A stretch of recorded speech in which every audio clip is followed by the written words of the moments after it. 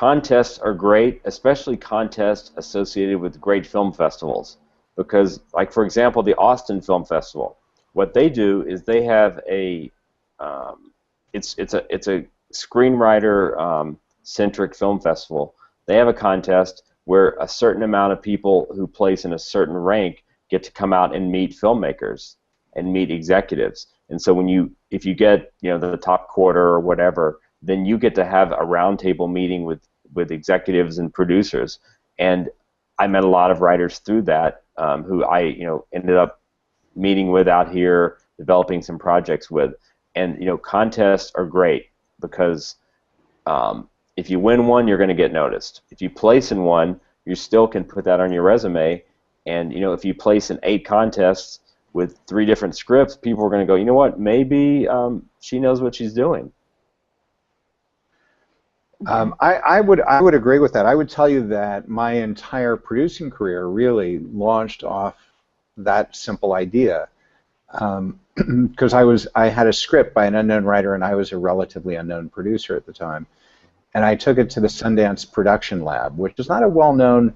It certainly wasn't at the time. It was new, but it had a lot of people in Hollywood. People in Hollywood pay attention to these things. They actually are looking for these sort of hubs of discovery. And like David said, they all have a different signature, but that's known to the people in Hollywood. Austin might be a little writer-centric. Different ones are different. Sundance was the Production Lab was a wonderful opportunity to get a lot of notice out of Hollywood while working on the script and bettering the story with A-list what they call free resource people. I had Paul Hirsch, the editor of Star Wars and 40 other brilliant films, whispering creative notes in my young green ear. I thought I died and gone to heaven. So that project, which became Pretty Woman, was otherwise titled at the time, really got traction and notice because we entered it into exactly the kind of environment David's describing. So that's definitely one of the things. The other thing that I would say is it's not even reliant necessarily on the particular script. Like recently, I was at this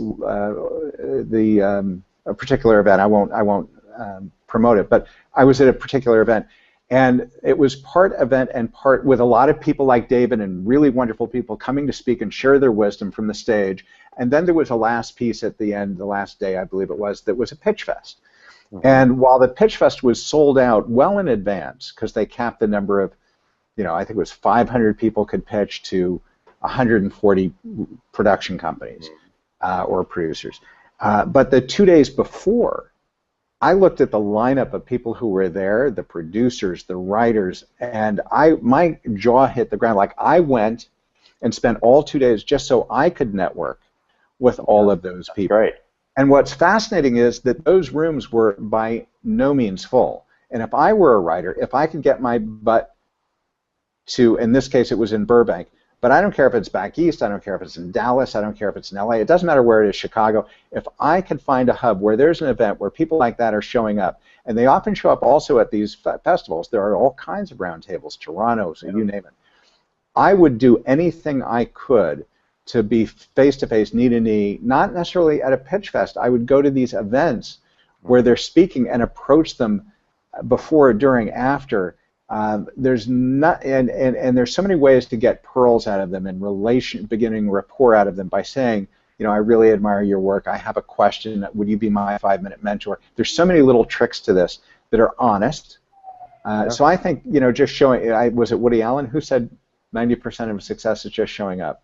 Oh no, the other thing about going to film festivals and going to these events is, and it might not even happen overnight, but I know people that go to South by Southwest, Austin Film Festival, they see the same executive every year for 3 years, and the third year, the first year they were walking up and introducing themselves, by the third year the executive was recognizing them and waving to them, and they were, sometimes it takes 2 years to have a relationship form.